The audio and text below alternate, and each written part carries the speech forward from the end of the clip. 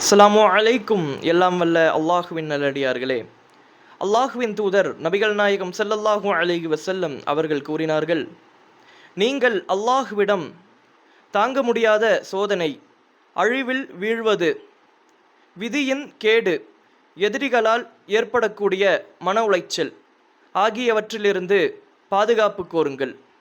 இந்த ஹதீஸை அபூ ஹுரைரா ரலியல்லாஹு அன்ஹு அவர்கள் அறிவிக்கின்றார்கள்.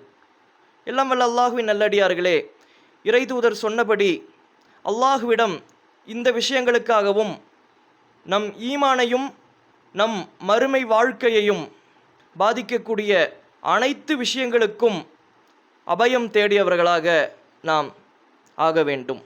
அல்லாஹு ரப்பில் ஆலமீன் அனைத்து வகையான தீமைகளிலிருந்து உங்களையும் என்னையும் காப்பானாக. அஸ்ஸலாமு அலைக்கும் வரஹ்மத்துல்லாஹி வபரகாத்துஹு.